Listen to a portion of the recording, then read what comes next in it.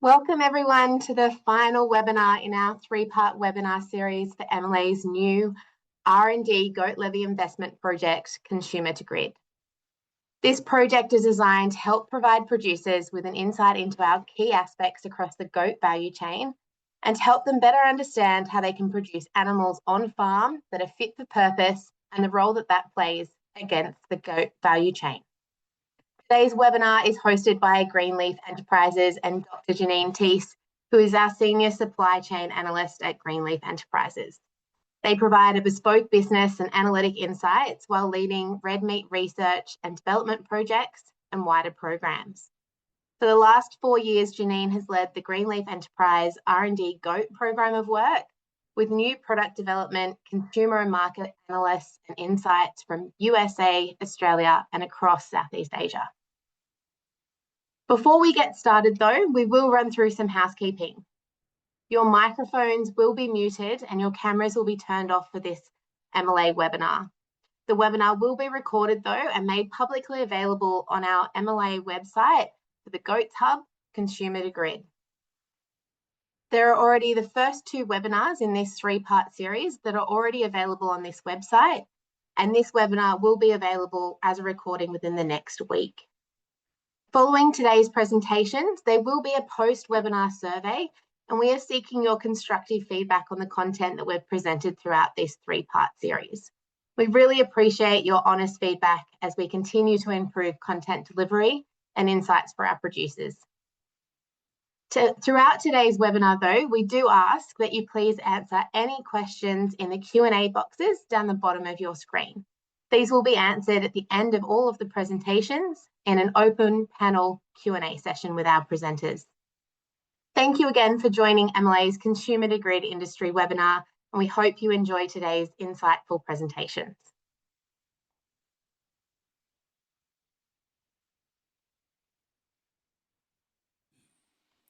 Thanks, Melanie, for the introduction. In the webinar that we've put together for you today, these presenters will highlight the consumer and market trends and identify ways in which goat meat can meet evolving consumer and customer expectations. The lineup of presenters have been selected due to their extensive experience in understanding customer and consumer trends and translating these trends into actionable outcomes. The first speakers that we have today are Keely and Brian Allport, followed by Market Insights Managers from Meat and Livestock Australia, Vivian and Amy. I'll give a little summary on taking those market insights into a supply chain perspective, followed by Stuart, who as a chef and procurement manager for food service will give his insights on what he sees the future opportunities for goat meat, and Anita Dennis will give a wrap up with her experiences as a goat producer in southwest Queensland.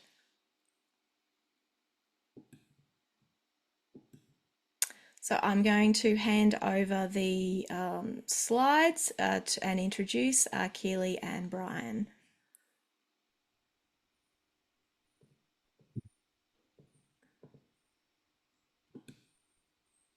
Good afternoon. My name is Keely Allport, and together with my husband Brian Allport, we own and operate grassland goats.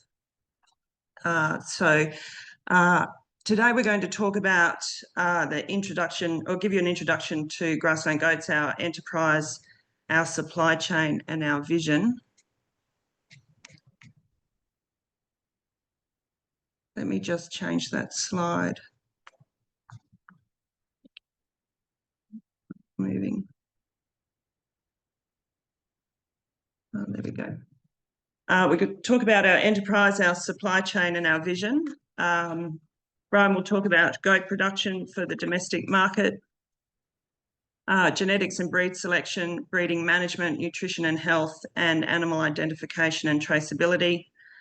I'll be talking about sourcing goats for the domestic market and making marketing decisions, growing a domestic goat meat business, challenges and opportunities, and we'll round off with talking about our products and critical success factors.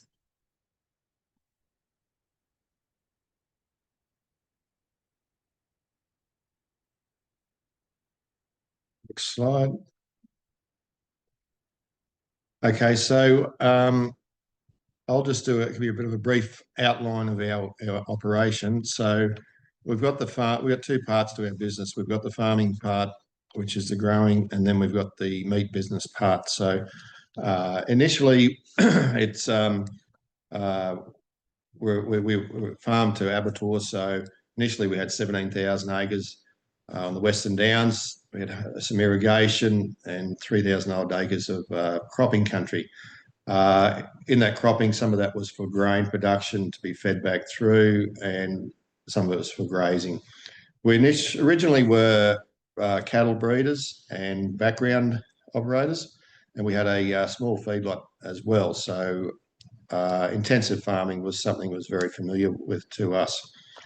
So we diversified into goats, initially to manage some regrowth, less productive country that we had, and we wanted to find out a way of getting some value out of it. The cattle just weren't doing that well on it. It was very seasonal as far as return, and brought into the goats into the operation, and we found out that they were thriving all throughout the year, and so that started the whole system that we developed, and it became a bit of a drought mitigation strategy as well. We basically cut our cow numbers down, run more goats, and lifted our returns.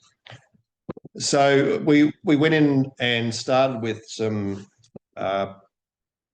basically rangeland females that we bought, and then we started a crossbreeding program, and bought some good Boer Kalahari genetics, and started crossbreeding. And our target was for that breeding an animal that was quick cycle time to get to slaughter weights and a really good meat bone ratio.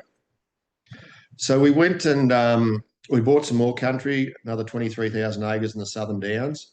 It's soft trap rock country that we bought in 2022, and we still had another farming block, intensive farming grain operation on the Connemine River, and that's our hub of our hay production and our grain production as well now.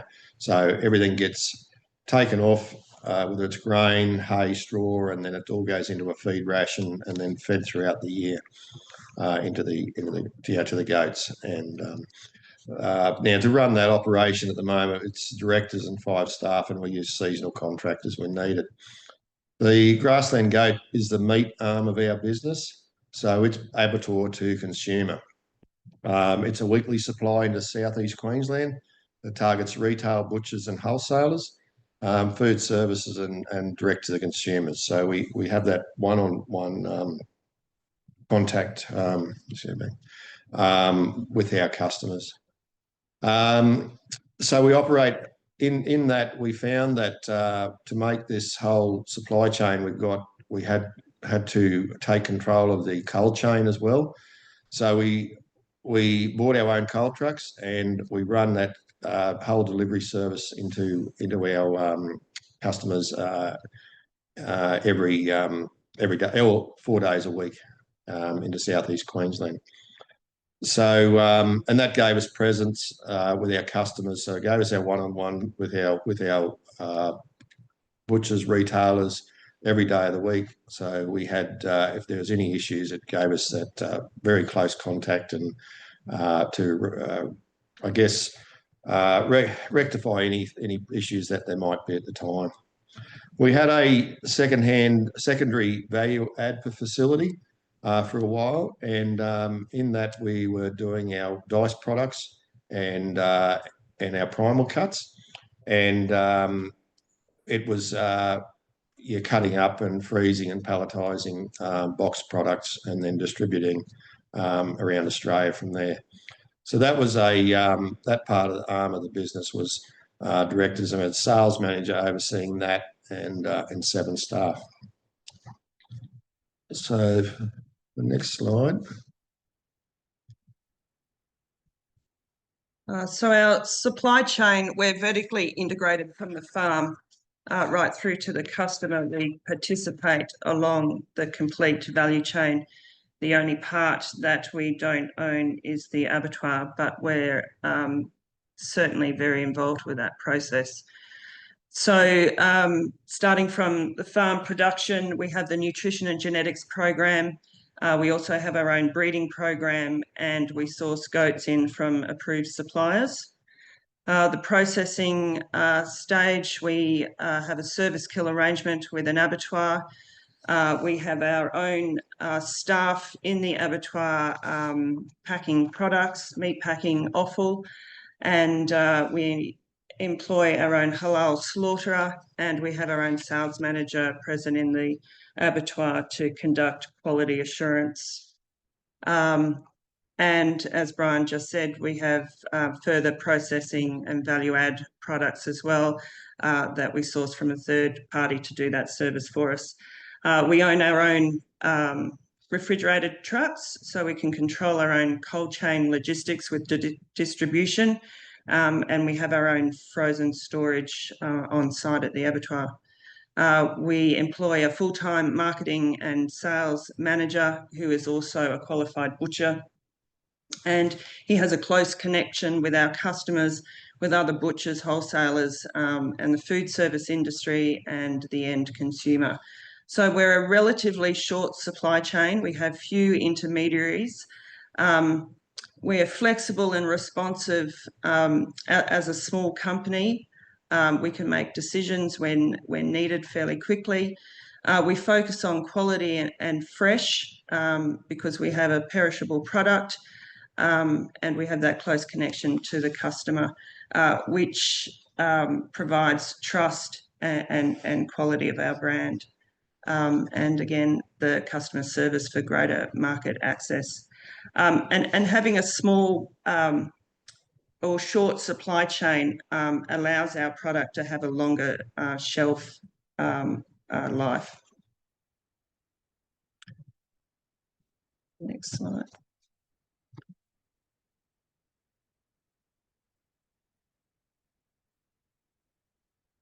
I'll just go back to the previous slide. Our vision.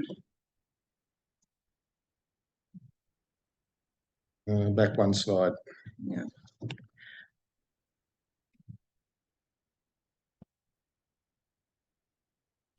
No, that's forward. Go back.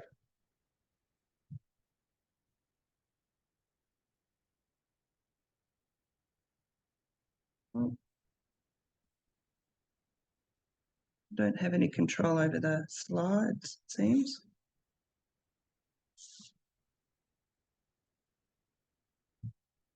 Can you go back to the third slide? I think it is. That one. Yeah. So our vision, so when we started our business, our vision was to become the innovator and market leader in high value add goat meat in the Australian and export goat markets, leveraging value chain opportunities and technology for market differentiation and profitable return for the business shareholders. We soon learned that the export market had a lot of challenges for us, and so we decided to focus on the domestic market instead. We aim to increase goat meat consumption in the domestic Australian market by supplying a high quality product and actively promoting its benefits. As awareness of goat meat grows and more people discover and appreciate the positive attributes of goat meat, this will help build a bigger consumer base. Next slide.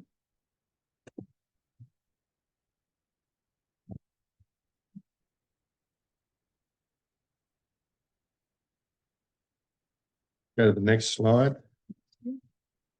So it's genetics and breed selection, so farm production. So different breeds are producing different carcasses and sizes, shapes, and meat to bone ratios.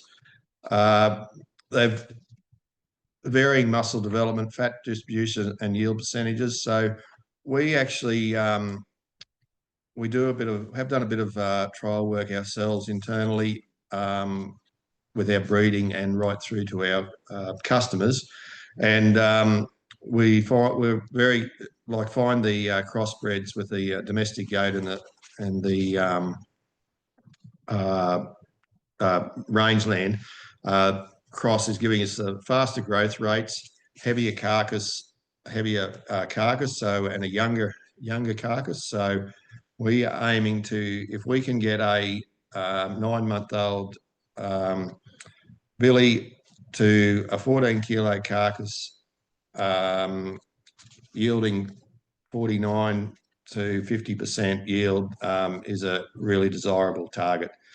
When we get into our rangeland side of things, it's a hardier animal. It's leaner and it's smaller. When you go lean and small, you get a lower dressing percentage. We've got to be very mindful with the crossbreds and the difference between the crossbreds and the domestic goats, crossbreds and the rangeland. The rangeland will probably carry next to no fat, and there's a fine line with a crossbred article to have enough fat but not too much fat. So there's a pushback from the consumers to not have a fat animal. Once you start putting more fat in the meat, then the fat rises in the curries, etc., and then you'll hear about it very quickly. So you've got to be. There's a real fine line, and we find the females lay the fat a lot earlier, and the preference from the consumers in the domestic market is not to have a female, but yeah, it takes a bit of doing. We do put a percentage of females through, and feeding programs and breed selection is pretty critical to get that right. So choose a breed suited for the meat production. Choose the right breed to ensure consistent quality carcasses that meet the consumer requirements. Better breeds, more saleable meat per animal, which means higher returns. The adaptability to Australian conditions. Australian goat meat relies heavily on extensive rangeland systems to minimise inputs. Breeds like rangelands, hardy, low maintenance, are well adapted to arid and semi-arid conditions and resistant to local parasites and diseases. And that's the attractive thing for the export market, is that it is basically a clean and green animal, a very clean organic animal, you would call it, in the rangeland situation. Once you go to a farmed scenario, you then come into parasites, potential of residues from drenches, vaccinations, etc. So it's got to be monitored a lot heavier and more frequently.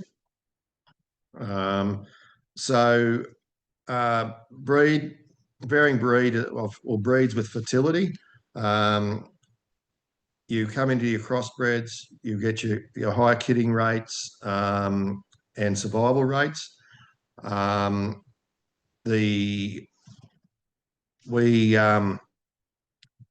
find that when with our kidding, we aim for, in our controlled environment, we aim for 150%. If you've got 200% kidding, that's great. But at the end of the day, it comes back to your weaning percentages. And everybody will tell you how many kids they got on the ground, but they won't tell you their weaning percentages. So that growth period is very critical for us from birth to weaning. So then we bring into our nutrition program, make sure animals are adequately fed, whether it's a lick or a supplement, any of those things to keep everything at its peak throughout the growing period of that weaner until it's taken off mum.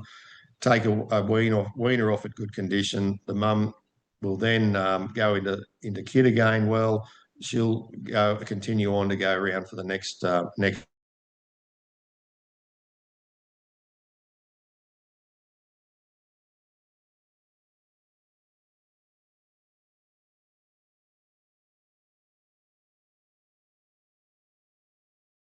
grazing requirements there. So the cattle will march through when it's a fairly good season. They'll march through and create tracks for the goats to get to the back of the paddocks, and then you'll find that we'll get a more even grazing. cattle will take the big wiry grass out that the goats won't eat, and then allow the goats to come in and take the lower picking and then eat the browse that the cattle won't go to. So it's we find co-grazing is a really critical thing to our success of our operation. All right, next slide. So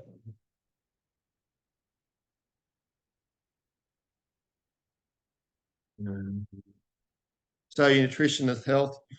So nutrition, as I touched on before, it affects reproduction, performance, growth, weight gains, carcass weight, and quality and flavour. We find that with our feeding program, we actually get a more palatable meat. It's the consumer tells you, and they tell us that it's actually quite flavoursome the way we're feeding them in an intensive operation. So a better nutrition gives us a result of better feed conversion. So it's all about the same again: meat bone ratio, amount of feed to amount of kilos of weight gain. The availability of pasture, browse, and supplementary feeding. That browse is a really critical thing in any goat operation. We find that they'll soon eat the browse before they eat the grass. But we find that regrowth is basically our friend, and it's our drought-proof part of our drought mitigation program. Predators, they come into survival rates throughout the season with dogs, etc. You've got to be on top of your predators. Parasites and withholding periods. Parasites have a very big effect on weight gain once you intensively farm. If you run light numbers in paddocks, parasites aren't a big issue, but once you intensify, you've got to be on top of your parasites, and you need to do regular egg checks, egg counts, to make sure that they don't get in. The egg counts don't get up on you, and you won't catch it, and you'll lose all that good weight gain you previously had. Vaccinations, keep vaccinations up to date. We find they're a pretty critical part of the whole package of nutrition. Drives of profitability, ensures compliance, protects market access, and builds your reputation. So it's with your nutrition, it's giving that consistent article every week is what drives this domestic market. It's once they get variation of quality, there's a lot of pushback on those articles and on the product each week. Next slide. Animal identification, traceability, supporting the biosecurity and disease management, promotes food safety and consumer confidence. We have been using our NLS tagging for a while. We believe it's a fairly critical part of the industry. There's a lot of I know there's a lot of pushback on it, but just from our operation, we find that with our weighing and our scanning facilities, we can monitor our weight gains. We can monitor weight gains from producers we purchase from, and and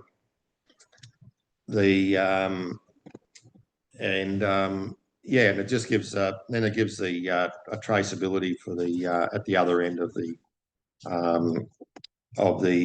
supply chain that we can come back to if there's any recall. Prevent stock theft.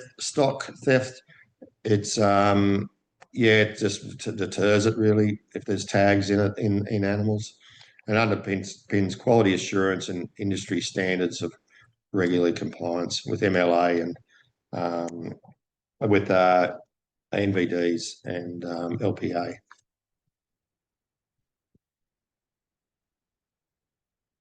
So when we're looking at marketing decisions, as producers, we need to identify the market and who you're selling to. Are you selling to the sale yards or online markets such as Auctions Plus? Are you selling direct to abattoirs, retail butchers, restaurants, wholesalers, or private sales? You need to determine your product type. So what are your product specs? And you can do this by talking to different buyers to identify their ideal carcass specs, and align your sales to carcass and those product specs as well.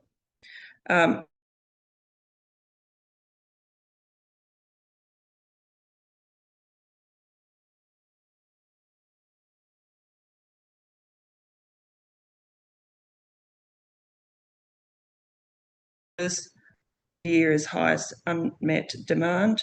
What volumes can you handle? What can better help streamline your business operations and better meet customer orders?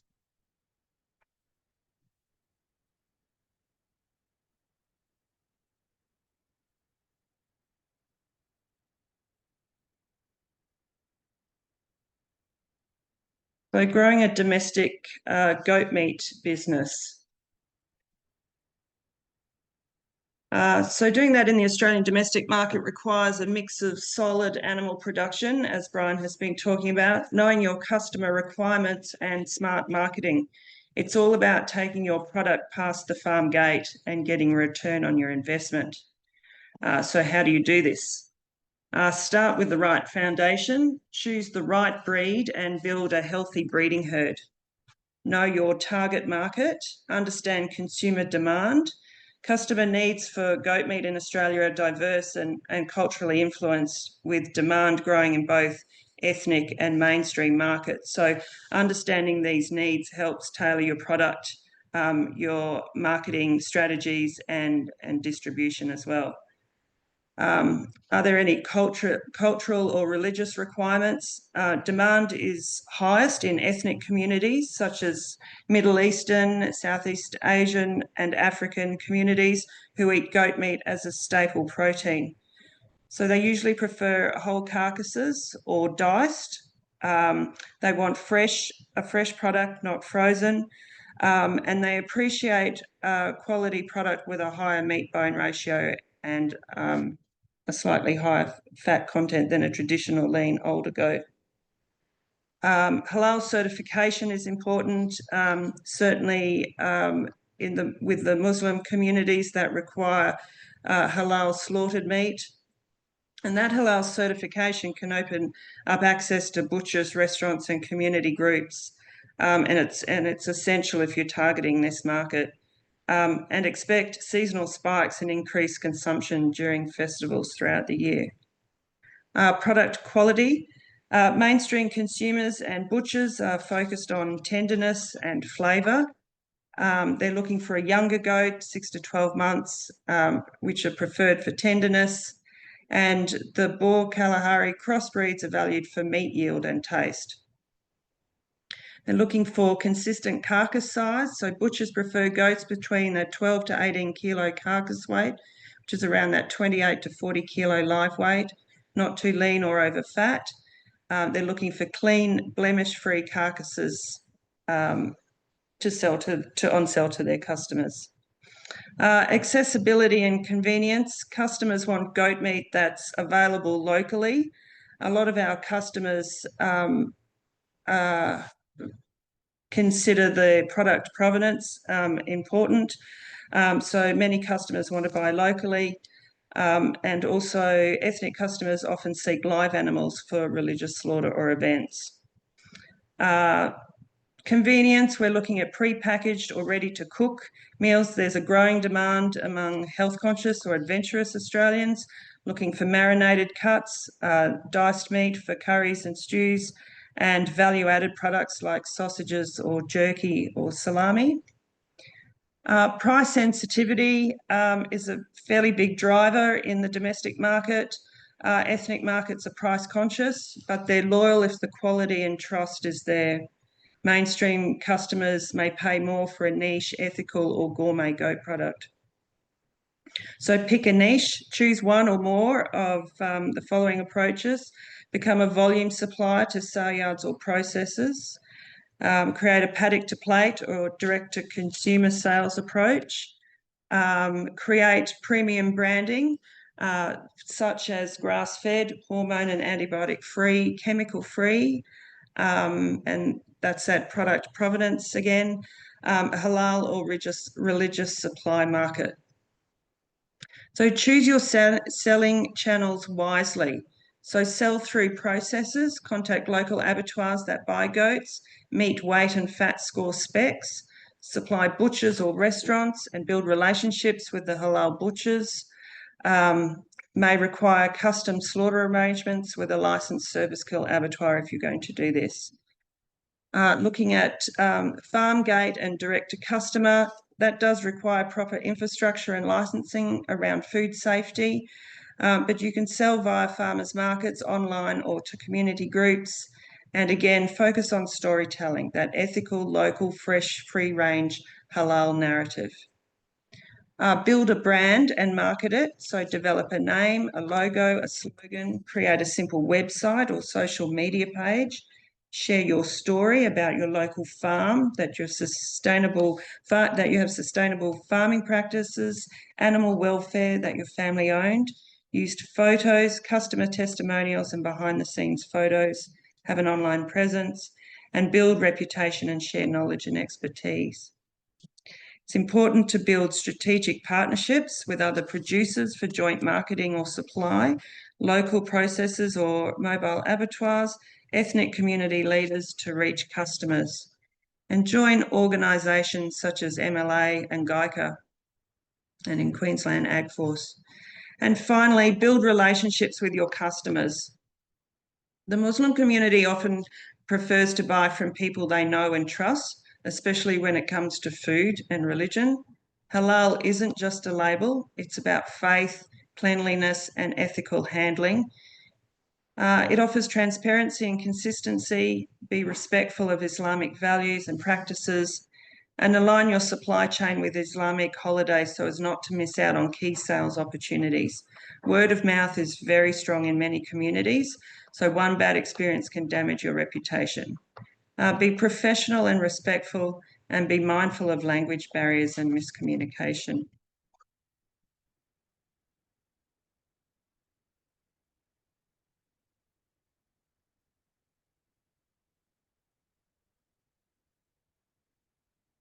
So some of the challenges, I think we went too far. Some of the challenges with growing a domestic meat business is market awareness and consumer education. So mainstream Australian consumers are still less familiar with goat meat. They have limited knowledge about how to cook it, and some associate goat meat with being tough or gamey. So some solutions around that are to educate via social media, provide cooking tips, recipes, health benefits, offer free samples at markets or events, and partner with ethnic grocers and restaurants to build visibility. Access to processing and transport can be challenging. Abattoirs that process goats are limited and often far from farms. Producers struggle to get processing slots or find transport, and transport costs and animal stress can reduce carcass quality. So scaling the business, problems with that, it's difficult to scale beyond hobby or small business level without capital, risk of overexpansion without reliable buyers or infrastructure, staff, compliance and logistics become more complex with size. So solutions around those challenges are to grow gradually, reinvest profits, secure working capital, apply for grants and rebates, explore partnerships or private investors, and set realistic production and sales targets. And finally, technology. Some of the challenges are poor internet and connectivity. That's on the farm, the office, the abattoir, logistics, staff, communication with customers. Limited tech use in marketing and sales affects communication, reduces sales opportunities. Digital skills gap, it's less effective record keeping and communication and slower business growth, and a lack of online ordering systems, having to resort to manual processes and the cost of software.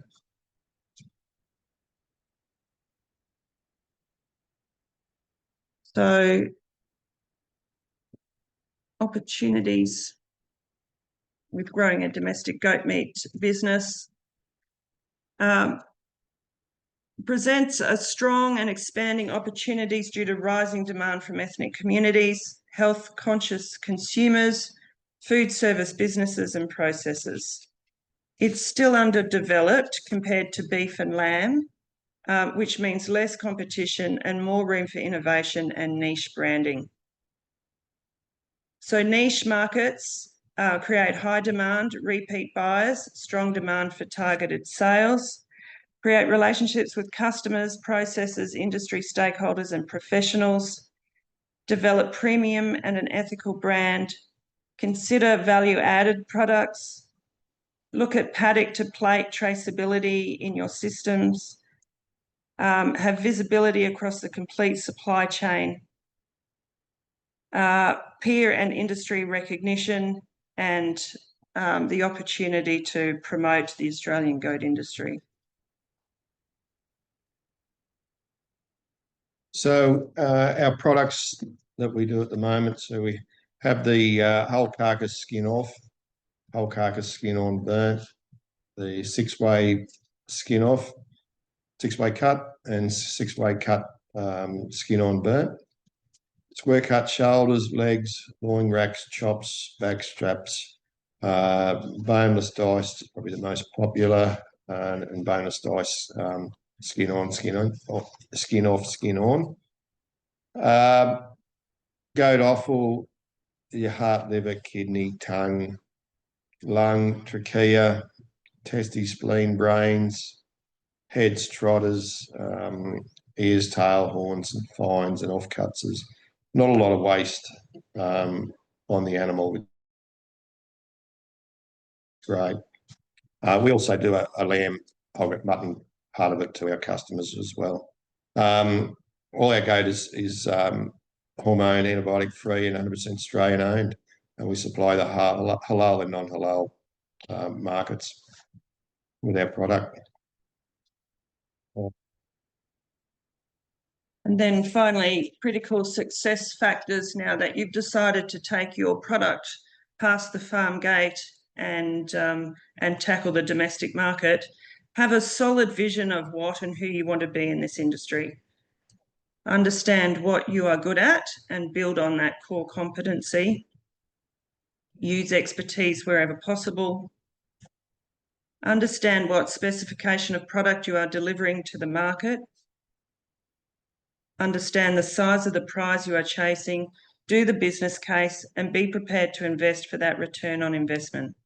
Look for opportunities to differentiate your business in this growing industry, and be professional about everything you do for the success of the Australian goat industry. And that concludes our presentation for today.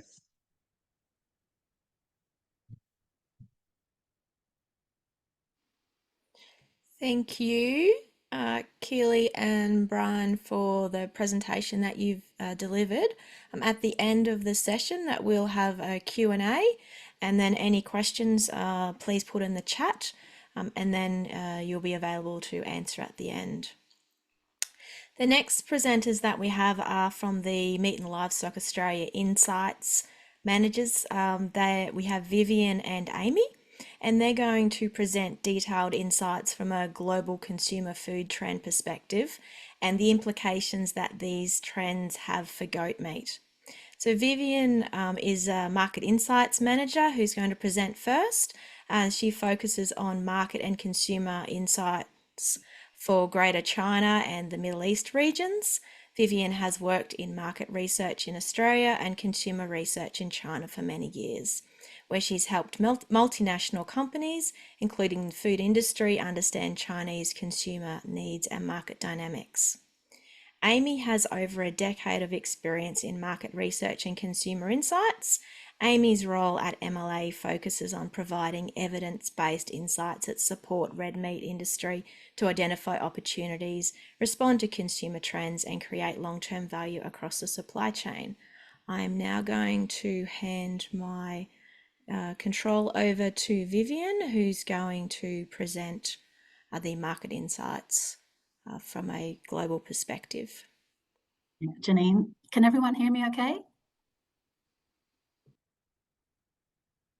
Yep. I can't seem to flip the slides though. I might need you to do that for me, Janine. It's not working on my machine. Great, thank you. Hi, everybody. Thanks for joining us online, and thanks for this great opportunity for our Global Market Insights team at MLA to present some insights for you. You'll probably be familiar with our colleague Emiliana Diaz, who presented in the first couple of seminar series of this webinar series. So we work together, and obviously Emiliano is the goat expert, and Amy and I look at the specific markets that Janine mentioned. So we're just going to share a couple of insights around a couple of key trends. So if we could just flip to the next slide. Yep, just really quickly, the key point here in the disclaimer is just to please take our insights presentation today as food for thought. So just make sure you do any due diligence around any opportunities that you might like to explore, and just make sure that they're suitable for your situation. So the next slide. Yeah, so we're really excited to share some insights around these 4 key global consumer trends.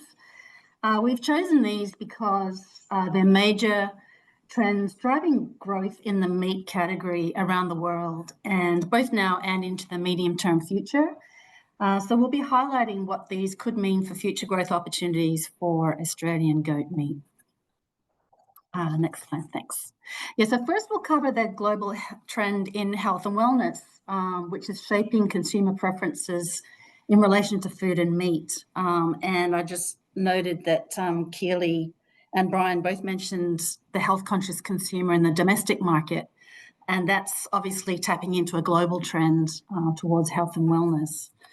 So of the 8 global megatrends that are driving people's consumption and spending across the world, health and wellness has consistently been the #1 driver for the past 5 years. And COVID had a bit to do with that as well, obviously. And it's very consistent across the 42 markets that Global Data survey every quarter. And just 2 key facts behind this are that 60% of global consumers say they're now more conscious of their health and well-being than they ever used to be. And a whopping 80% say they want food products that they buy to be good for their mental and physical health and fitness. So it's a really important mega trend. So next slide, thanks. So what do global consumers think a healthy lifestyle looks like in daily practice? Well, there's actually a lot of consensus that the most important factor is to have home-cooked meals using fresh, natural ingredients. Salt, sugar, and fat still need to be reduced. And the interesting thing is there's also less negativity around meat consumption these days compared to just a few years ago. So it's really clear that lean meat products like goat can play a key role in contributing to a healthy lifestyle when they're part of the repertoire for home-cooked meals. The next slide. So having a greater focus on health benefits of foods means that consumers want to optimize the value and benefits of the foods they do eat. And this is driving a greater appreciation for the concept of nutrient density. And that means that consumers say they want every bite to count, and they want to minimize the intake of empty calories. So they also want foods with fewer and more natural ingredients. And on the right here, you can see the rise of protein is a great illustration of this. We've found a number of trend watchers are saying that strong is now the new skinny. And consumers are wanting more products with higher protein content.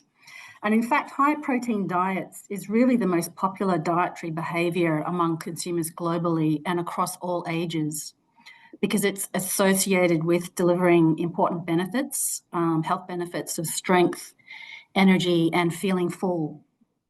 And we can see that the dairy industry has been really successful in premiumizing by offering a wide range of added protein variants. But strangely, meat products haven't yet really leveraged this global interest in protein.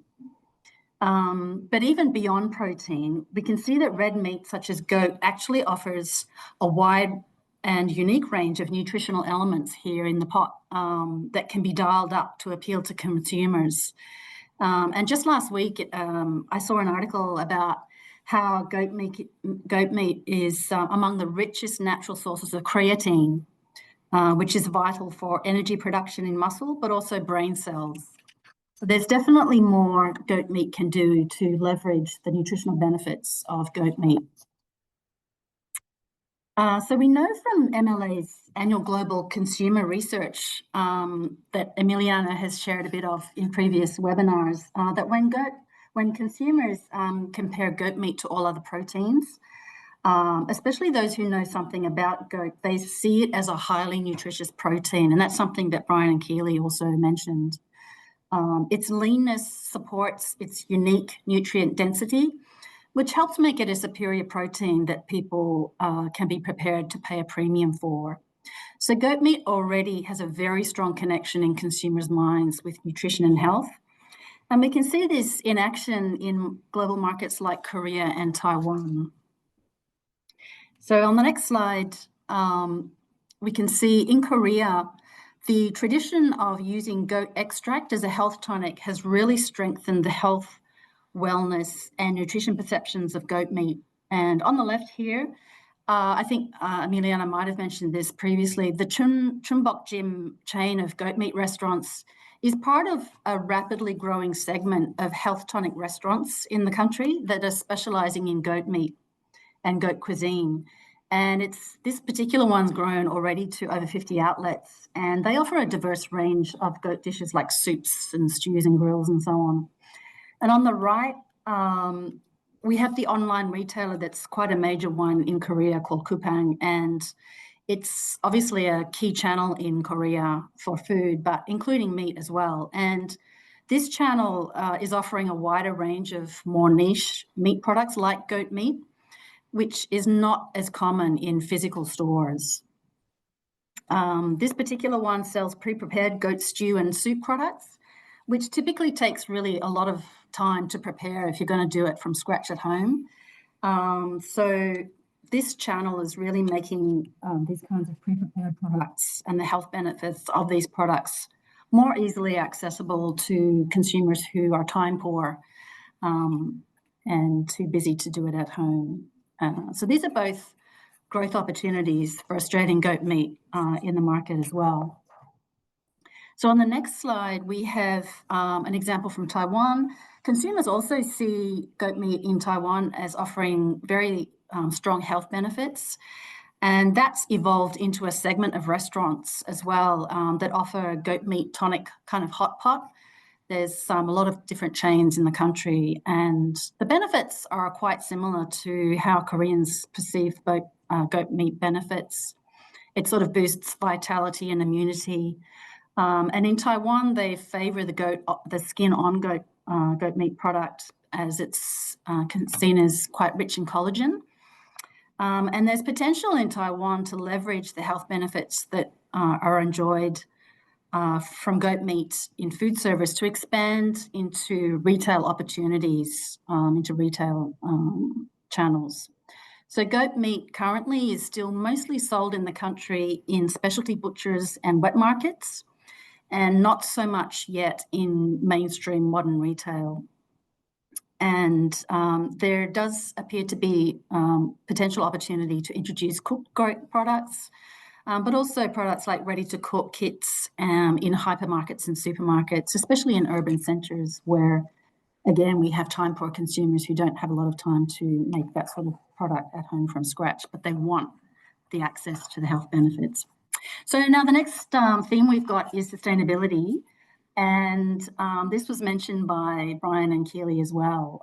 Ethical products are important to consumers of goat meat. And so globally, consumer interest in sustainability as measured by Google searches has been on a long-term upward trend, which intensified since 2019. And we know that the key drivers of this growing concern across almost all markets globally are younger consumers under 35 and also higher income earners. And as these consumers have been getting older, increasing their spending power and decision-making influence, and then also raising the next generation, that level of interest has been compounding, pushing up that overall trend line steeper. And we expect this trend to continue. So on the next slide, we have Keely and Brian also mentioned the importance of trust of consumers, trust in the product. And consumers everywhere feel reassured about consuming red meat like goat if they have trust in the industry. And MLA conducted some global research to understand how this trust is built with both customers and consumers.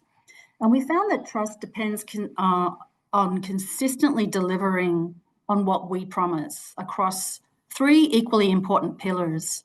And first on the left here in blue is product integrity and safety, which is about ensuring the meat is safe and compliant with regulations through robust industry systems.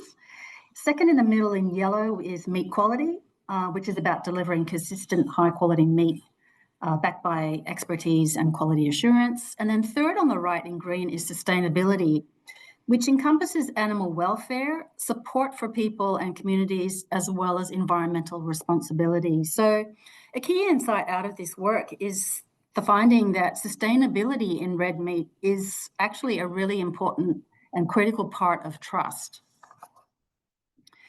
So in the minds of our global target consumers, when they see the Aussie beef, lamb and goat logo on menus or retail packs, they tell us that it stands for a product that's trusted for its safety, quality and freshness.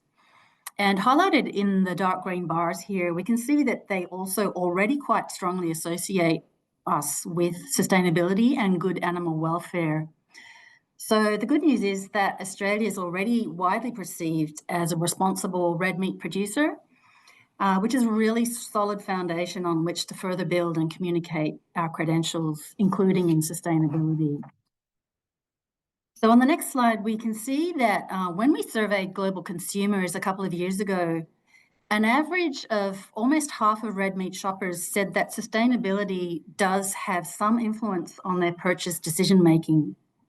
But when we asked them what specifically sustainable red meat meant to them, almost half, 44% that is, admitted that they didn't actually know what that meant in detail. So what this points to us is that there's still a big opportunity here to communicate what sustainable Aussie goat meat is in ways that are meaningful to consumers. So what we wanted to better understand what consumers in different markets feel are the most important issues for the red meat industry as a whole to take action on to improve its sustainability. And you can see just from the colours here that there are differences between markets, but the common areas of concern are how animals are treated, the impact on the environment and climate, and impact on their own personal health. And consumers increasingly appreciate the interconnectedness of these things. So what's good for me is also good for animals and the planet. So consumers want industry to do the right thing for people, animals, and the environment so they can enjoy eating red meat without worry or guilt. So what does this mean for goat? When we asked global consumers about their perceptions of goat meat, we consistently found that they associate the product as one that's based on good animal welfare and sustainable production. So these are already existing strengths that can be leveraged to differentiate goat, not only from other proteins, but also to differentiate Aussie goat meat from other goat meat competitors. So here we just have next, just a couple of examples of how goat meat has been positioned as sustainable. In the Australian goat meat domestic market, Some food service venues are leveraging the sustainability halo of goat by focusing on whole carcass utilisation, leaning on sustainability to create that point of difference with nose-to-tail menus and using secondary cuts. And this has been meeting diners' needs for value as well as sustainability and innovative creativity all at once. So here we can see Chef Paul Romero, who works at the restaurant called La Farmacia in Darlinghurst, who created a whole goat birria that's served in tacos. And it's based on his Mexican grandmother's recipe. And it started as a limited time offer that continued to consistently sell out 2 goats a week. And next we have another inspiring example of how sustainability can be made exciting and engaging. It's from Casa Esquina, which is an Argentinian-inspired grill house restaurant in Balmain. And in this case, they used a whole lamb carcass as part of their asado promotion, which was a once a month event. And it's where they used whole carcasses and vegetables and cooked them on an asado over coals and served as part of a set menu with leftovers made into the empanadas, which are on the right there. And the heat and smells while the carcass is cooking really adds to the theatre and drama, which creates for them a vibrant and unique dining experience that really meets their diners' needs. So now I'm just going to hand over to Amy for the rest of the presentation, and she'll take you through some more insights on a couple of other things. Thanks.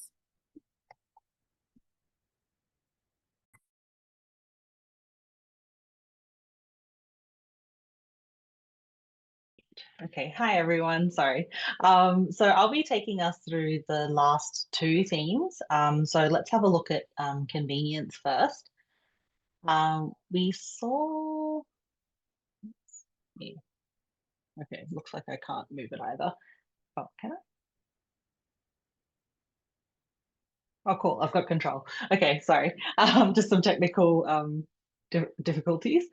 So we saw this chart earlier in Vivian's section. So we can see that convenience, which is in the blue bar there, is behind the second to health and wellness, but it is still a key driver of food decisions and still a consumer priority.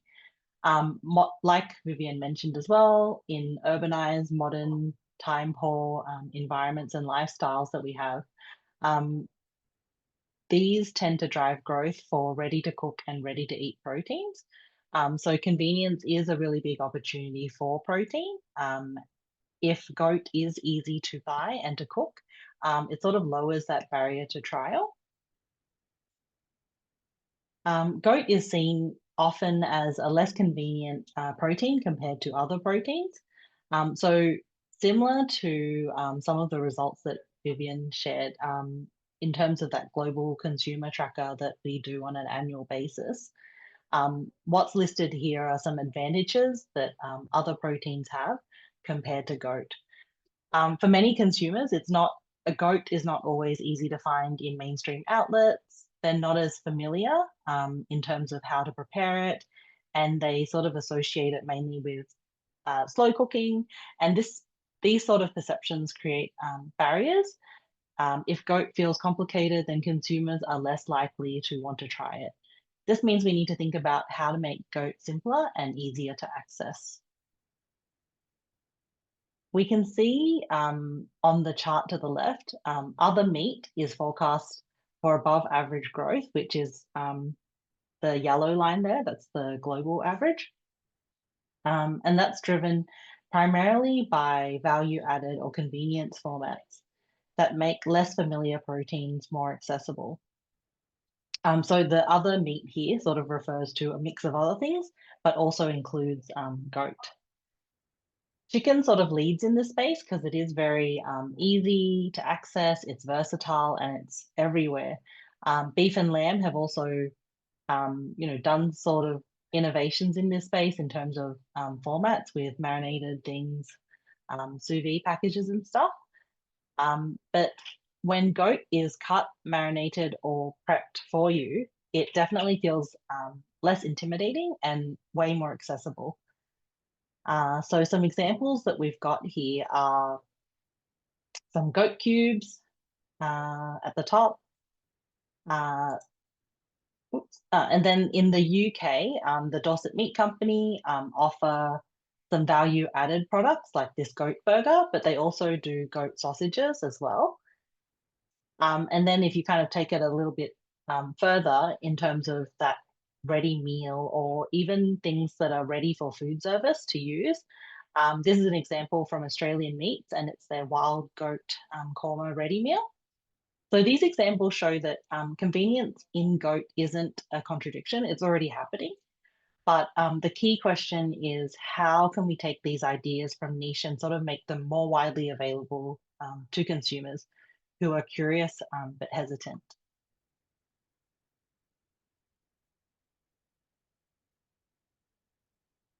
So one good case study on this is actually the Chinese market, where there's a wide variety of goat products online, which we can see some of those examples here. Being online, it basically means that people can shop for it whenever they want, wherever they're located. So we've got a mix of different formats here as well, including some ready meals like the goat stew in the middle. We've got an instant noodle that's in a goat bone broth at the bottom. And because goat is a premium niche protein in China, gift boxes are quite popular as well for people to sort of gift to others. So we've got two examples there as well.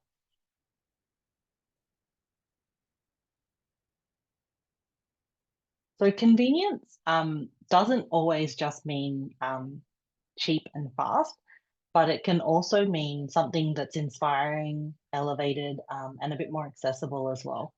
And different ways of value adding to premiumize a product can give reasons for consumers to pay that little bit more.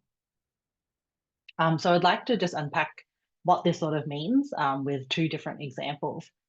The first one is Feather and Bone, which is actually an Australian premium butcher.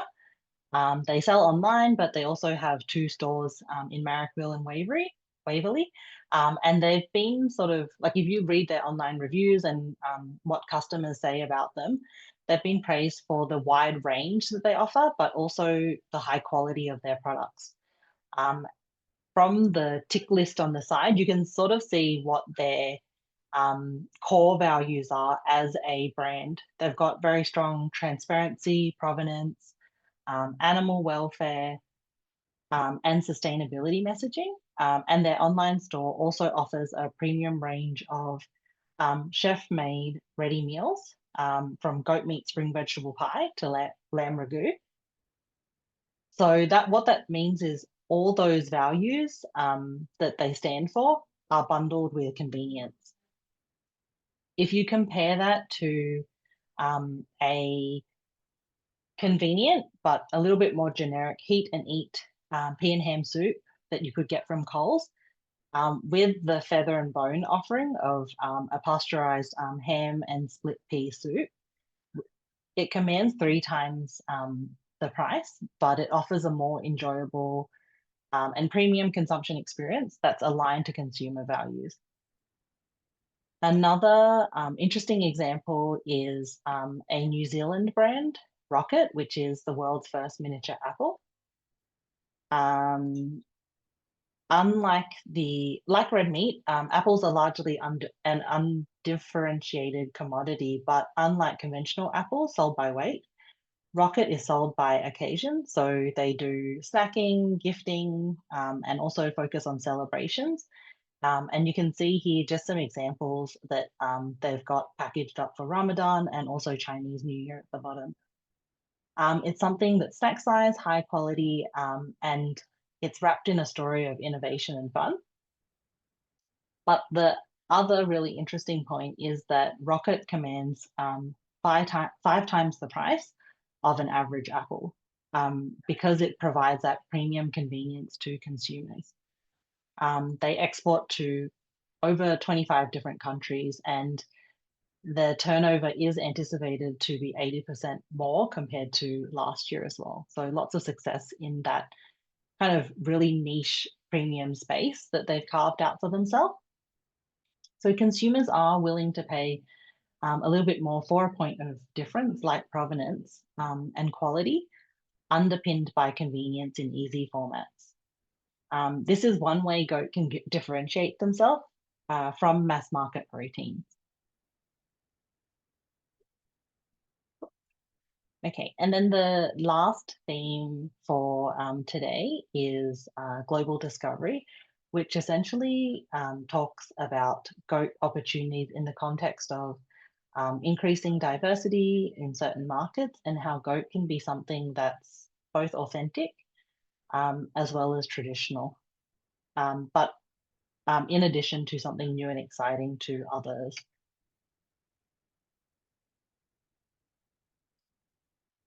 Starting off with what global consumers feel or what they're seeking for in terms of that new and different context. So consumers today, especially younger or more multicultural ones, are hungry for new cuisines and new flavors. 80%, over 80% say they're seeking out new foods and flavors to try, while over 40% are seeking bold and unique creations that deliver ultimate indulgence. The growth of consumer interest in food experiences that offer adventure, something unique, something creative, have all grown year on year.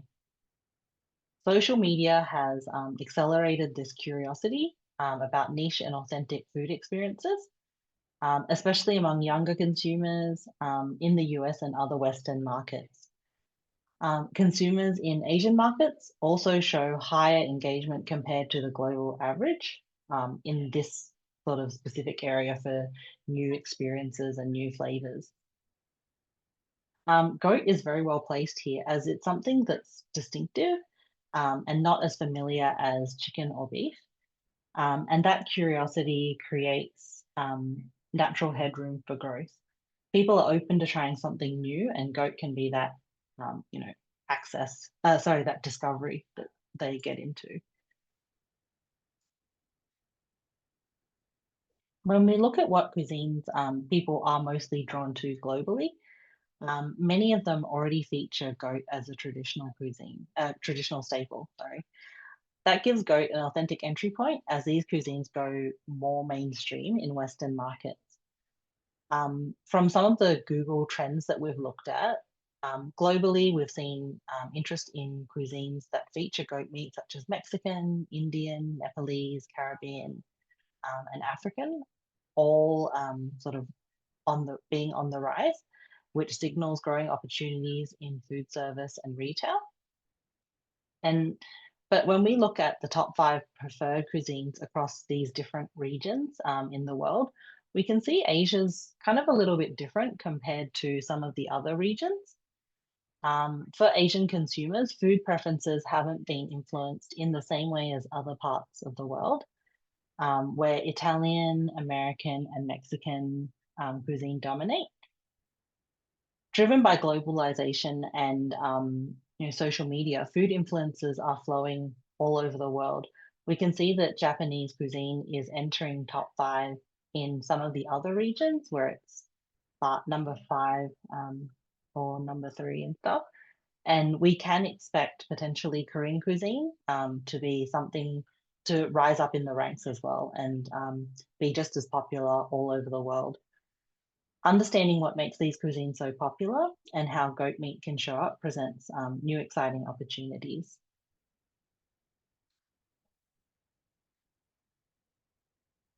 So like I said before, goat is already a traditional staple across a number of different regions. And this is just some highlights here. Like it's woven into everyday meals and cultural celebrations. It's a comfort food, and Taste Atlas lists almost 40 unique goat dishes worldwide.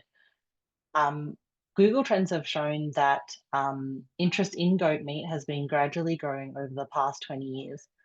For markets like Australia and the US, it's a chance to explore something new and exciting for the first time. In modern Western cuisine, goat is increasingly featured in restaurants that highlight multicultural influences or sustainable protein. This dual identity is goat strength. It can be adventurous or authentic, depending on who you're talking to. We're actually seeing chefs bridge this gap.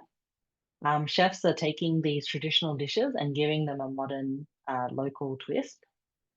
So the Telegraph in the UK spotlighted this as a recent feature earlier this year. And essentially, it brings to the mainstream audience how Michelin level chefs are showcasing goat in both heritage dishes and in modern formats. I'll just quickly pull up a few examples that I've got here. So the first one is from a Michelin Guide featured restaurant that use ex-dairy goat for their galuti, which is like a really tender, melt in your mouth kind of Indian kebab that's made from finely minced goat meat and uses a blend of over 100 different spices. This is something that's permanently on their menu, and customers actually actively seek out this dish with repeat visits to enjoy the dish time and time again. Some of these other examples that are from 1 or 2 star Michelin restaurants are interpretations of goat ragu that we've got there with cuttlefish noodles. We've got a goat biryani, which was a meal kit that Orphean offered during the pandemic, that though they're no longer offering, it is something that they do have occasionally still on their tasting menus. And then the last one is sort of like this modern take on a traditional sort of African smoked goat meat or a sun, with some modern elements of curd and burnt cucumber. Chefs are trailblazers, and they make something once considered niche, exciting and inspirational. As we've seen time and time again, what starts on the restaurant plate often finds its way to the family dinner table.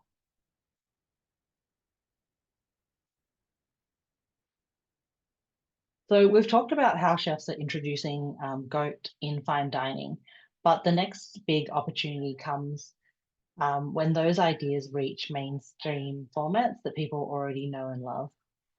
If you look across the world's most popular cuisines, which are sort of listed here, we've got Italian, Chinese, Mexican, American, and Japanese.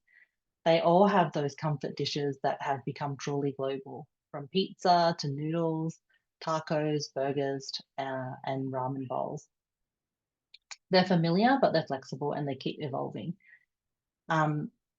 If we sort of imagine some of these mainstream formats using goat meat, so some of these picture examples that I've collected actually are things that I've collected online that are already featuring goat meat. Could be like a small restaurant that's sort of doing something a bit different, or consumers with leveraging their own sort of background to infuse goat meat into something that's new and different.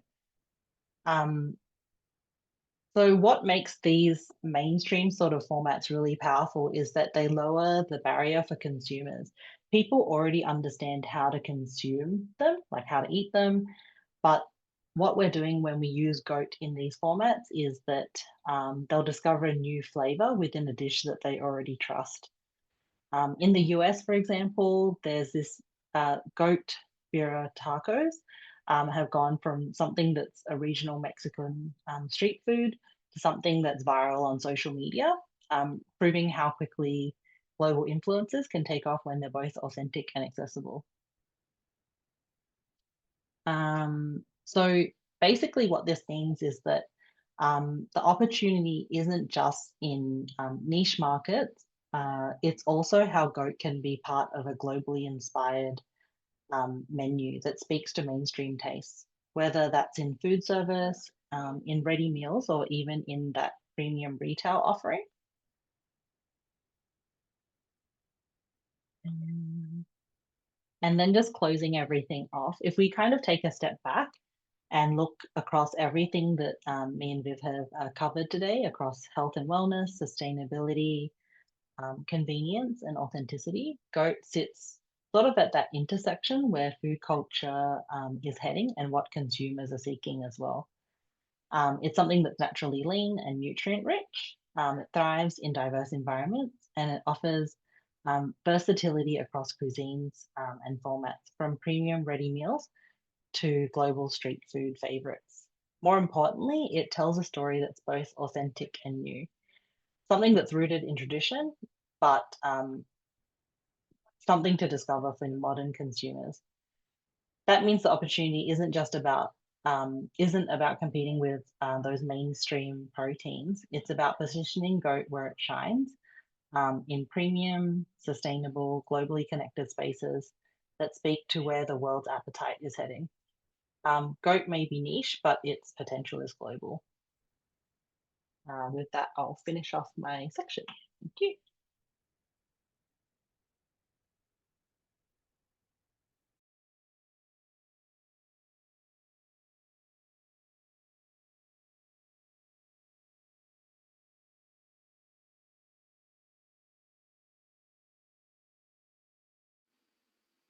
Thank you, Amy, for giving us the insights into the different market opportunities for goat meat. For the next section, I will take the insights that we've seen as a global picture, and then I'll delve into the actual implications of consumer trends relating to meat purchasing. And in this example, I've used research that I've been involved in the US. And so the trends that we saw are about health and wellness. And what does health and wellness mean when you, as a global trend relating to actual meat purchases in the supermarkets or in restaurants? It's about high protein and nutrient dense products.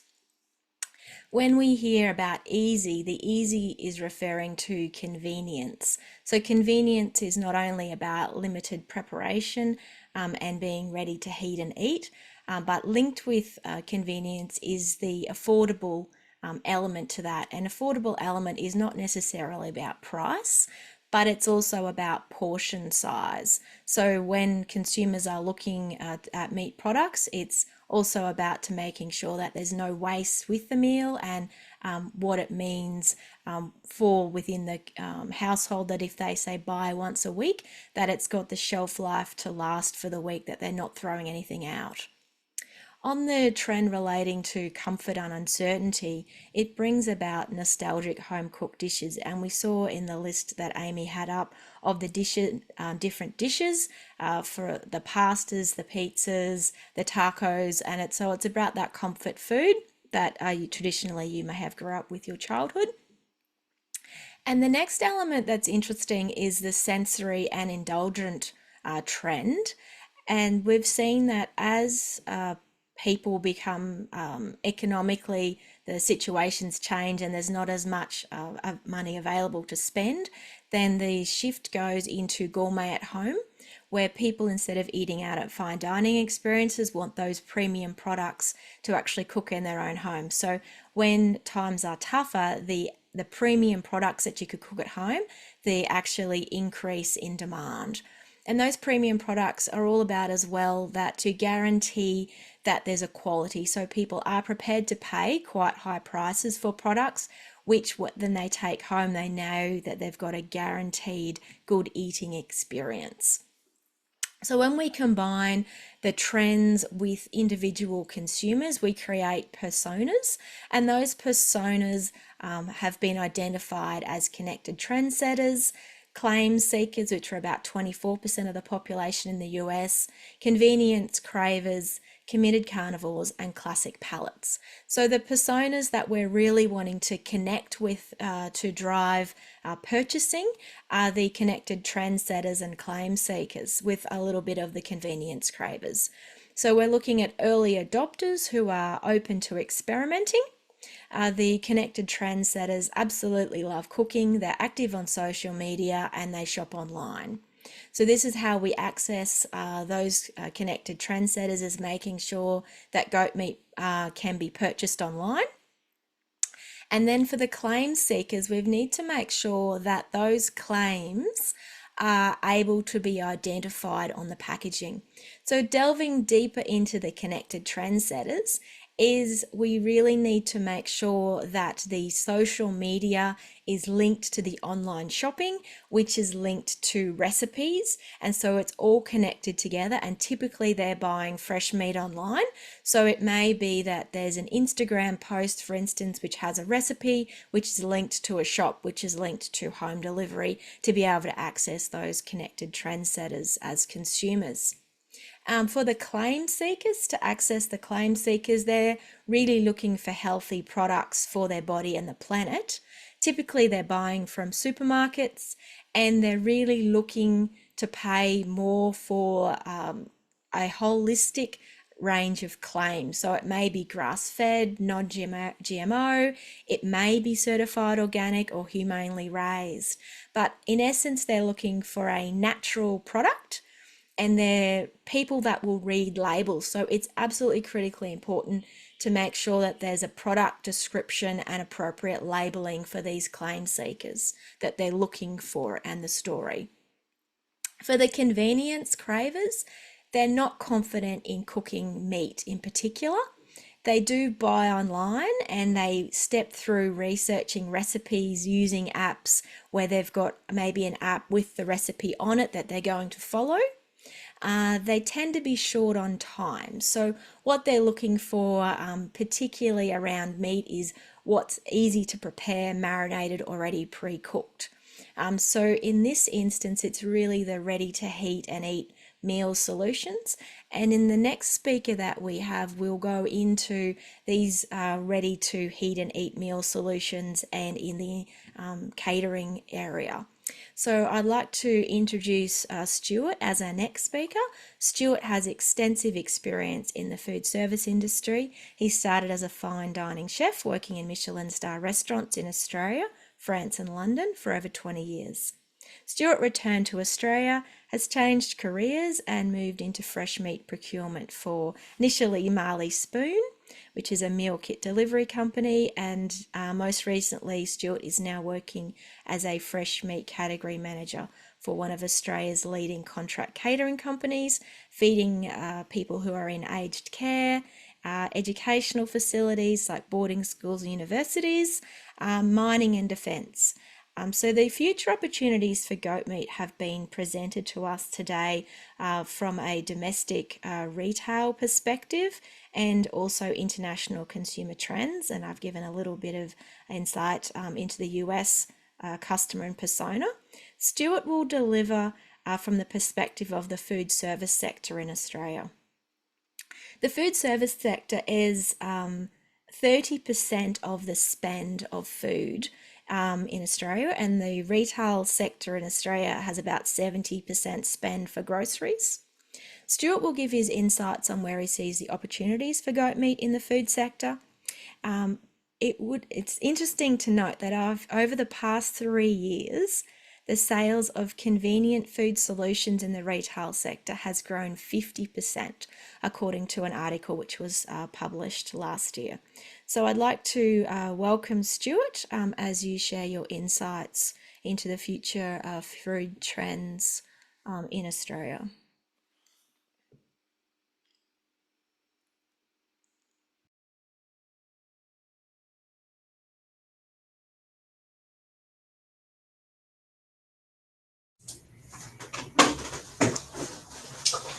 Thank you very much for that, Janine.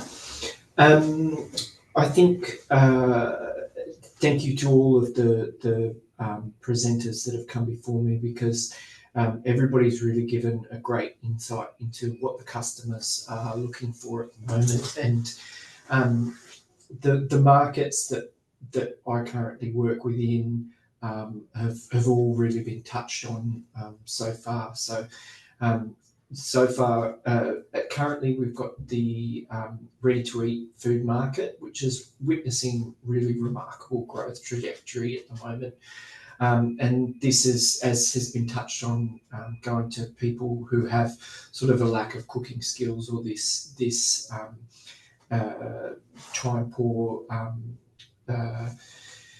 lifestyles. But increasingly as well to health conscious individuals. So you know, I think brands like the My Muscle Chef that are geared directly towards these high protein meals give great opportunity for the goat meat industry to sell to those particular brands, championing the the benefits of goat meat, and giving consumers the opportunity to explore goat meat in a cheaper sort of fashion by just purchasing these ready meals, and it eliminates all of the things that people might have hang-ups on around the goat meat, which is cooking it and what have you, because the company has already invested that in delivering the consumer with a great product. The next marketplace that we would see is the meal delivery kits. Meal delivery kits are again a growing industry within Australia. We've got numerous Marley Spoon and Dinnerly and all of these companies that are delivering what they want to deliver are these zero waste convenience products for people to be able to cook something fresh. Their constraints would be in and around things like their box size, so they're not able to deliver the customer, you know, whole joints of meat. So in this marketplace, we'd be looking more towards products such as a boneless dice, and pushing on those companies to try to look at marketing techniques that might be as was addressed with Vivian. Maybe it's in and around ethnic holidays, where a meal kit company could deliver an ethically genuine dish for customers to be able to cook at home. So as I sort of mentioned, these kits, what they want to have is zero waste, convenience. So the consumer wants to, the kits are trying to deliver exactly what the consumer requires for cooking that one dish. So that's where we would look at products such as a mince or a dice for those particular avenues of marketing. Then we get into industrial catering. This is a substantial marketplace which includes nursing homes, educational facilities, mining camps, even things like correctional facilities. These markets are subject to their clientele. So nursing home residents, by and large, would be unfamiliar with goat at this point in Australia. Obviously, with the majority of the residents within nursing homes currently being of Anglo-Saxon backgrounds. So it'd probably be a little bit more difficult to get goat into these facilities, though, as we see the cost of things like lamb continuing to increase, this marketplace may open up. Mining camps and educational settings, I think that with the correct marketing of the product, we definitely have a lot more an ethnic broadscape in these two areas, and therefore selling product to these settings will be a lot easier for the goat meat industry to get into. And obviously with things like school settings and mining camps, you can have the wet meat or the wet style braises and stews that lend it to goat very well. Another hugely growing industry within food service are the quick chain or quick service restaurants or chain restaurants. These restaurants rely really heavily on a concept. What is their concept? Burger chains, barbecue chicken restaurants, and all of these sorts of restaurants. Their products need to be incredibly consistent. Everything that goes into their facilities has to be replicated again and again and again and again. Thinking most of our QSRs are sort of the next level up from a McDonald's. Think fast food, but something that feels a little bit more healthy. So we have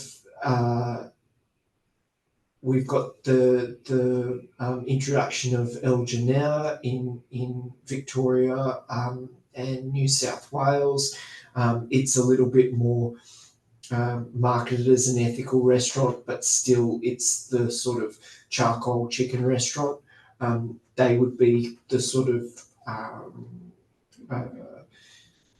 restaurant that may want to look towards diversifying within their portfolio eventually as they expand throughout Australia. But they all need their products to be incredibly indicative of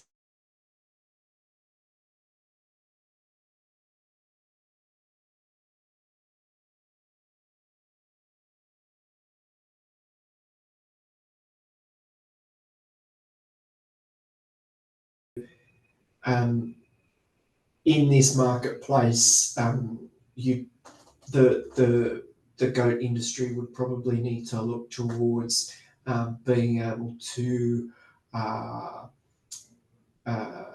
create some pre-cooked goat products that do exist, that we've seen in previous presentations in markets like the US, which are effectively a reheat and serve for those staff within those quick service restaurants.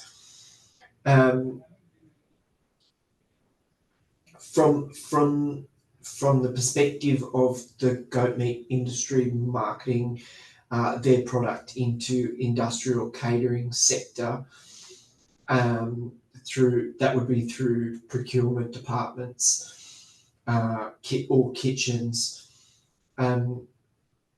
These departments and staff are looking for products that will sell. They need to understand that that the marketplace that they're preparing or selling these products to are educated about the product and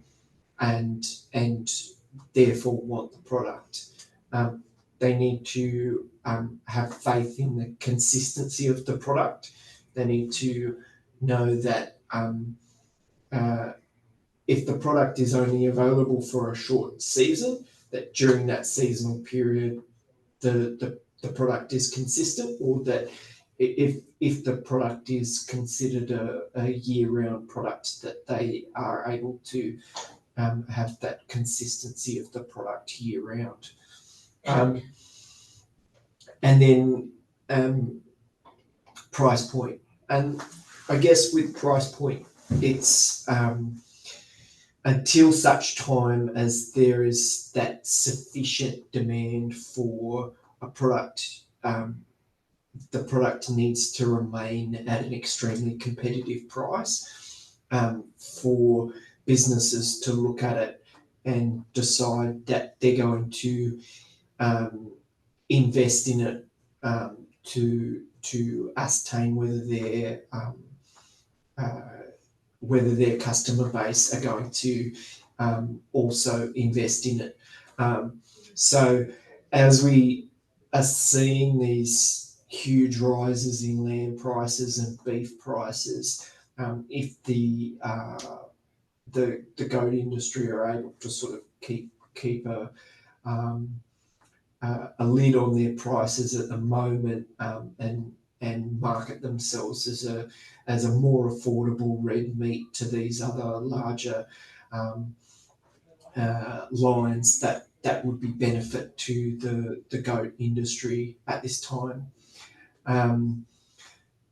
From my perspective, for someone that's worked in both hospitality and procurement, the most important thing for the Australian goat industry to do to increase their sales is education and marketing.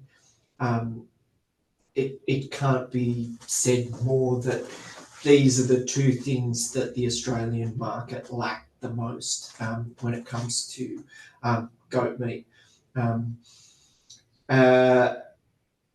I presented in one of the previous webinars and took it upon myself to go and get some goat meat. Janine was more than helpful in helping me out with this, and some of the dishes that I cooked, I took inspiration from what was discussed in the webinars. So forgive me, I'm not a photographer by any means, but the dishes that I prepared were an Asian style noodle broth, sort of going on that what we'd seen with the discussions around what's coming out of Korea at the moment. Tikka masala goat dish that I cooked, and I also did, my wife is French, so we did a slow pot roast goat,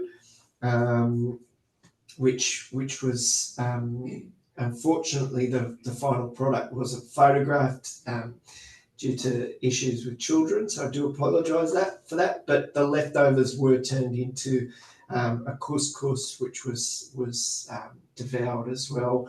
And so here we can see the diversity of what the goat can deliver to not just these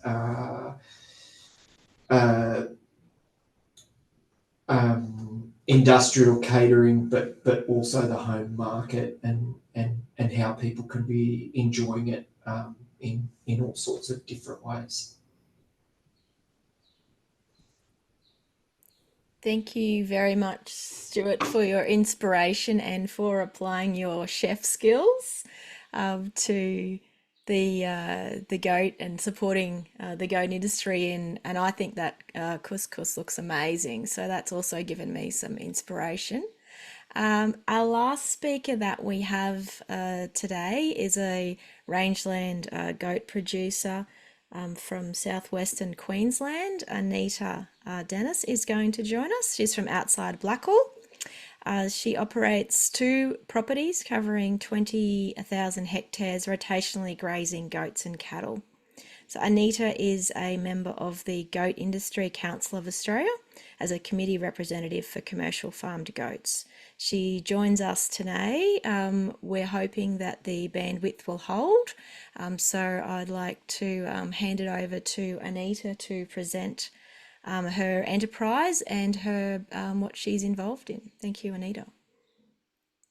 Thanks, Janine. And Stuart, I might have to get some recipes off you, especially that couscous salad. Our enterprise originally started off as running sheep, but over time we experienced significant losses from wild dogs that forced us to make the hard decision to move out of the sheep and transition across to a cattle enterprise. After investigating, after investing in exclusion fencing along the boundary of our property, we were able to go back into small stock.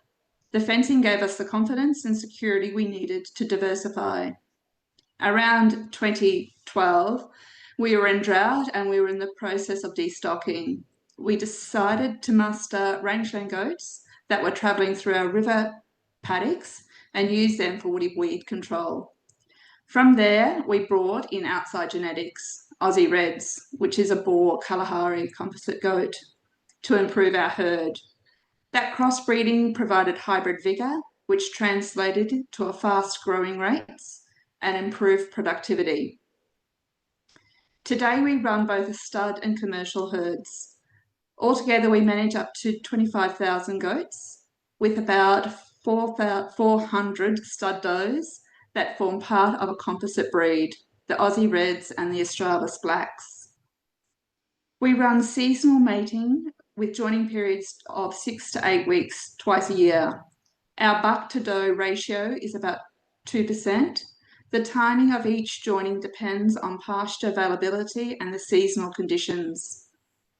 We aim for around 6-week joining, which allows at least 2 estrus cycles for each doe. After the 6 to 8 weeks, we notice the bucks have done their job and we often find them hanging together near a water point. We try to aim to muster the bucks out and leave the does in the paddock rather than muster the entire herd. We count the number of bucks going in and out of the paddock to make sure all are accounted for.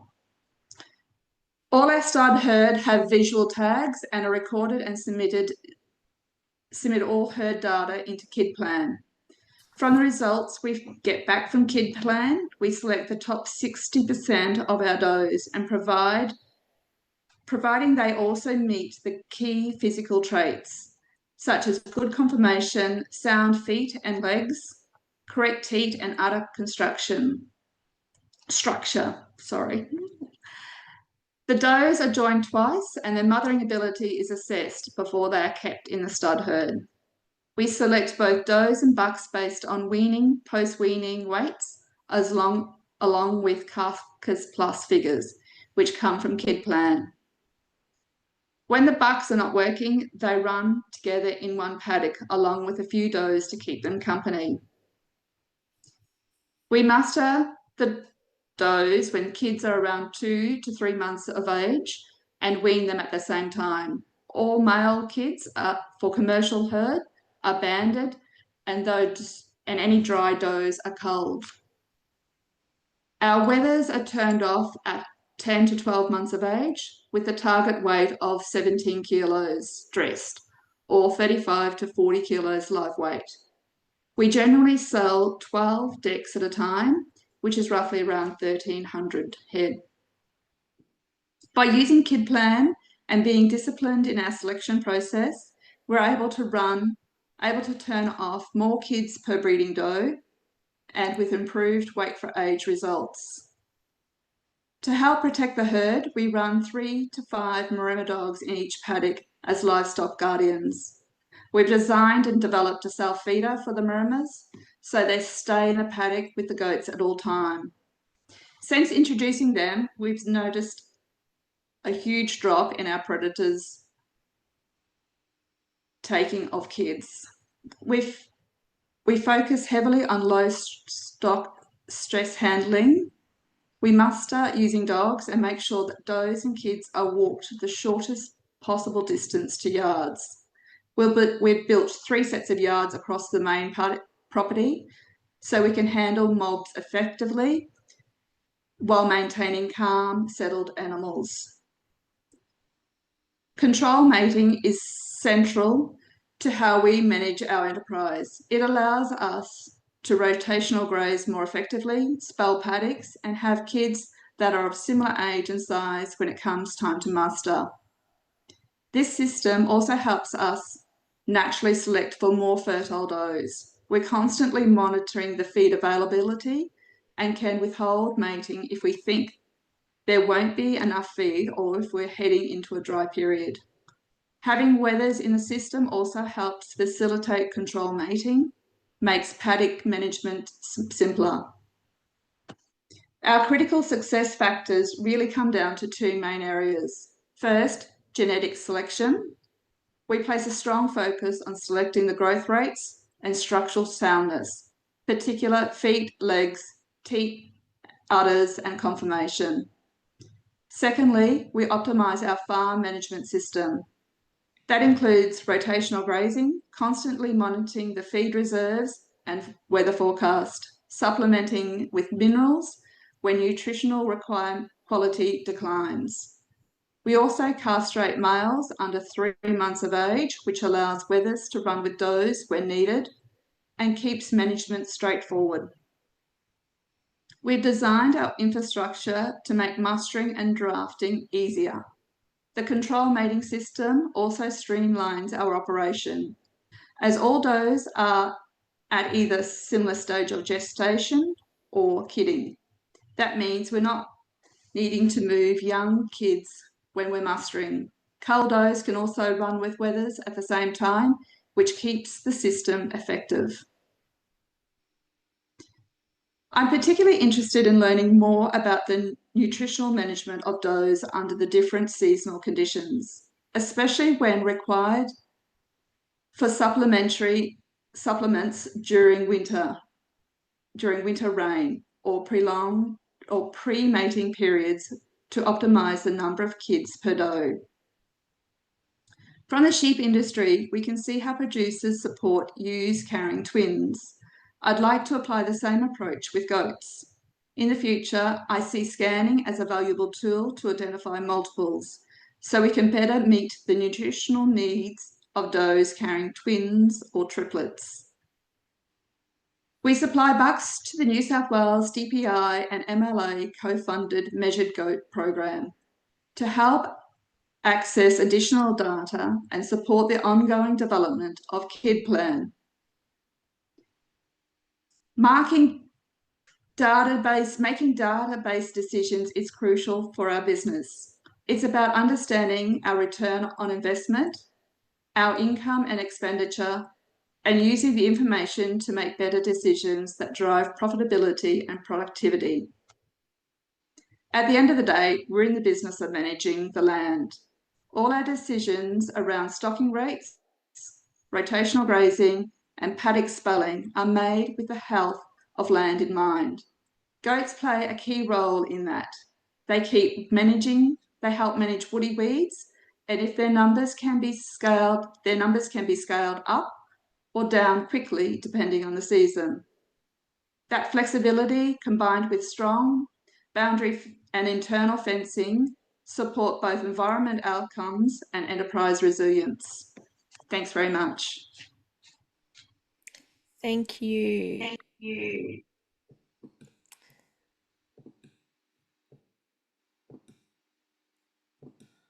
We now have a Q&A session. So if you've got any questions that you would like answered by the panel, please put your questions in the chat that you have available.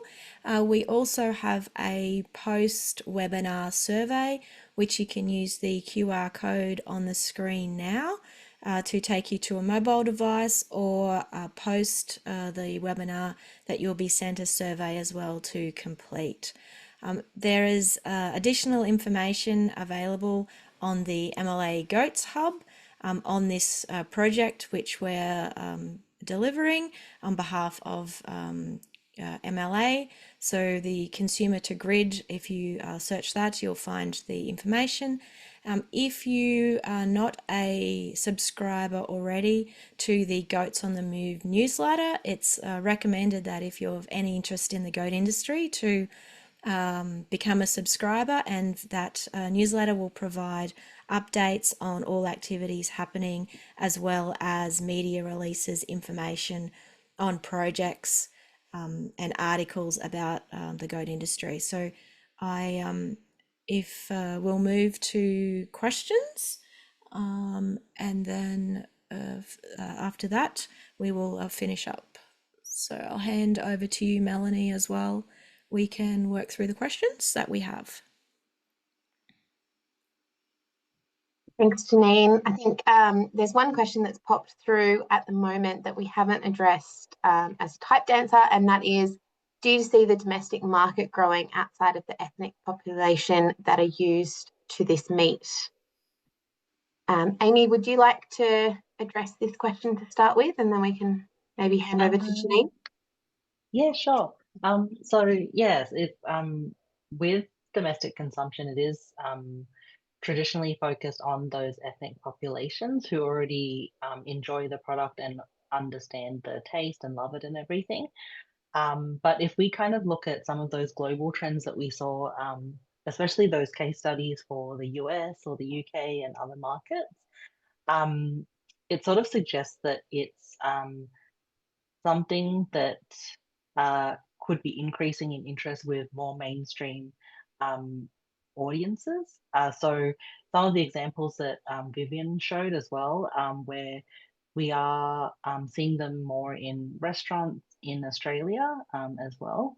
So the more exposure that your everyday consumer or diner gets to these sort of things, that interest will grow. So yeah, that's sort of where I'm seeing that going.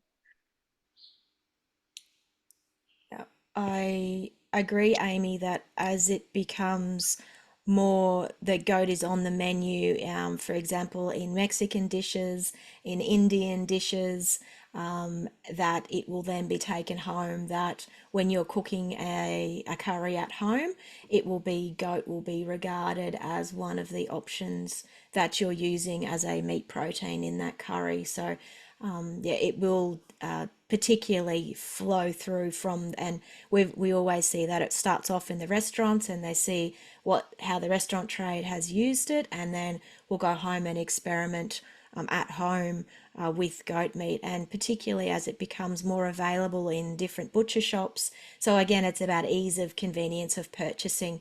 So if at the moment you're looking at a butcher shop and goat is there and you're familiar with it, and particularly if it's already in a cube cut that it's add to a dish, then we see that I think that it will go beyond the traditional domestic consumers. Also, as Vivian identified, there's a big push to protein consumption. And in the US, consumers already identify. So if you go to your doctor in the US and they identify that you need to increase your protein while having a low fat diet, they will recommend goat meat to you as a protein to consume. So while that isn't the case in Australia at the moment, that we will see those trends we usually follow.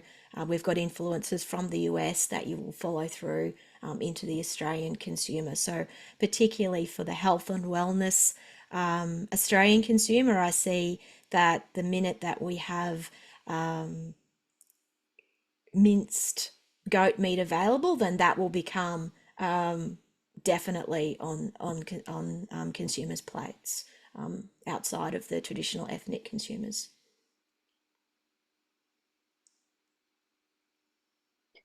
To encourage any of our webinar audience to send through any additional questions in the Q&A function down the bottom of your screen.